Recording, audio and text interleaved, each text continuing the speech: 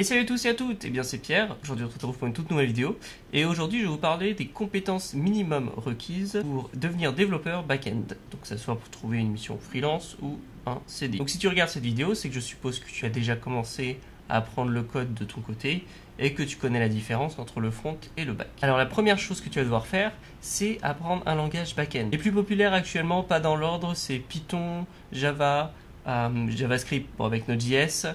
Et ensuite, il y a aussi PHP, C#, ça doit être plus ou moins les plus utilisés actuellement. Ce que tu dois savoir principalement dans ton langage, c'est comment tu déclares des variables, ensuite les blocs de fonctions, comment faire des if, des for each, etc.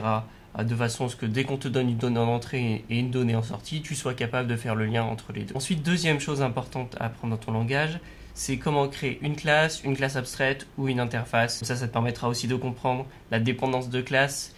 Et ensuite, une fois que tu seras en emploi, mais tu peux peut-être te renseigner un peu avant, tu vas pouvoir apprendre les design patterns, la notion de solid, la notion de kiss, etc., etc.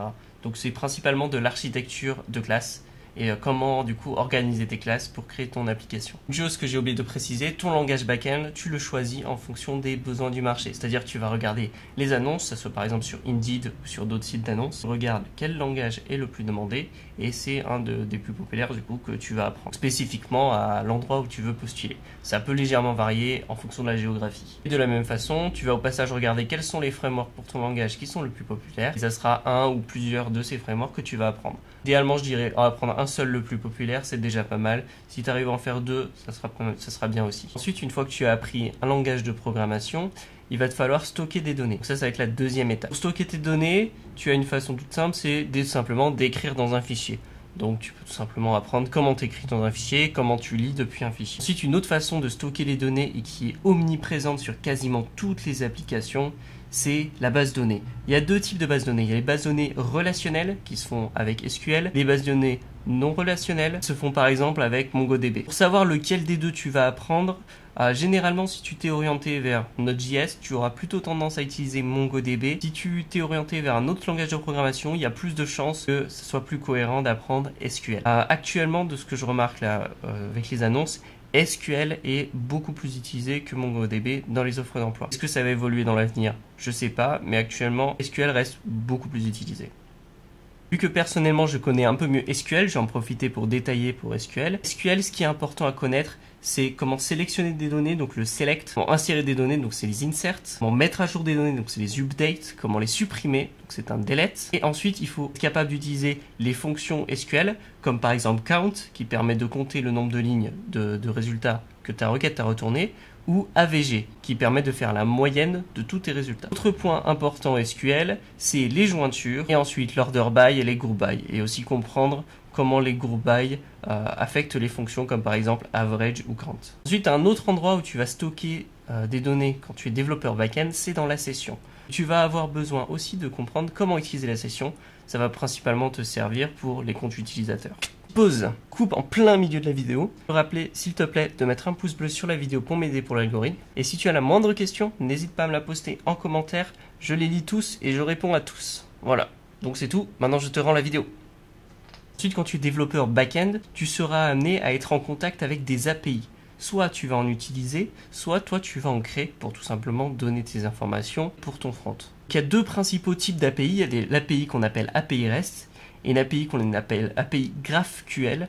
Donc c'est deux façons différentes de faire en gros la même chose, distribuer des données de ton back au front. Et actuellement, celle qui est le plus utilisée est l'API REST, mais j'ai l'impression qu'il y a un shift de plus en plus accéléré pour aller de plus en plus vers le GraphQL. Ce n'est qu'une impression que j'ai, mais à vérifier en tout simplement regardant les offres d'emploi, voir ce qui est le plus demandé, si c'est de l'API REST ou de l'API GraphQL. Ça a tendance à être précisé maintenant dans les offres d'emploi. Actuellement, quand on fait des API REST, on a tendance à retourner les informations sous la forme de fichiers JSON. Apprendre à manipuler un fichier JSON, c'est aussi important du coup pour à la fois utiliser des API ou produire une API. Ensuite, le troisième point auquel tu vas devoir t'intéresser si tu veux devenir développeur back-end, c'est le front. Le front. Je vais vous expliquer pourquoi. En fait, ce qui se passe quand tu es développeur back-end, tu vas travailler principalement sur deux types de projets. Tu vas travailler sur des API, donc tu vas utiliser des bases de données, ton langage back-end, ta session, etc. enfin quoique souvent ce sera plutôt des tokens, et ensuite tu vas retourner les données à l'utilisateur sous forme de fichier JSON. Dans ce cas-là, notion de front, elle n'existe pas.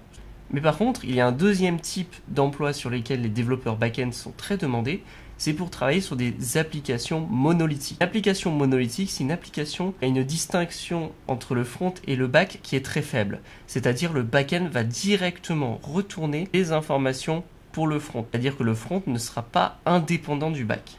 Cette interdépendance entre le front et le back fait qu'il y a beaucoup d'entreprises qui recrutent des développeurs back-end, mais qui ont quelques petites compétences en front pour pouvoir intervenir de manière occasionnelle sur du front-end. Surtout le cas pour des applications métiers qui ont beaucoup plus de demandes en termes de fonctionnalité back, et au niveau du front, ils font du très simple et du forcément aussi du moins bien fait, mais parce qu'ils y accordent moins d'importance. A noter que tout ce que j'ai dit concernant le front s'applique pour du web. Donc moi je parle de développeur back-end dans le domaine du web.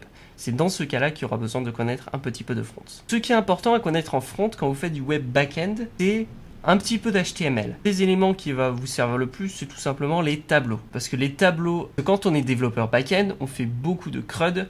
Et généralement pour afficher un CRUD, pour afficher une liste, on utilise plus souvent des tableaux pour mettre le bouton modifier à la fin de la ligne, etc. D'ailleurs, j'ai dit CRUD. CRUD, ça veut dire Create, Read, Update, Delete. Donc, créer, lire, modifier, supprimer. Donc, c'est un lien d'ailleurs avec la base de données, puisque c'est exactement ce qu'on fait. Deuxième chose en front que vous allez avoir besoin en tant que développeur back-end, c'est un petit peu de CSS. Principalement pour disposer les éléments sur la page de manière très basique. Donc, il vous faut comprendre au moins Flexbox. Flexbox, je pense que c'est le strict minimum et ça va vous sauver quasiment tous les cas de figure où vous aurez besoin de disposer des éléments sur une page. Troisième élément front-end que vous aurez besoin de connaître si vous êtes un développeur back-end et un tout petit peu de JavaScript. Principalement, vous allez avoir besoin des event listeners, c'est-à-dire qu'on écoute un changement sur la page et en fonction de ce changement, on va envoyer une information au serveur. Et pour envoyer ces informations au serveur, c'est via une requête Ajax. Donc généralement c'est ce couple qui va très souvent ensemble. Il y a un event listener quand quelque chose bouge, on a envie de contacter le serveur grâce à la requête Ajax pour savoir ce qui va se passer. Ensuite du coup l'afficher sur le front. Voilà, c'est toutes les compétences techniques qui je pense sont essentielles pour débuter en tant que développeur web back-end. Notez que tous les emplois sont différents.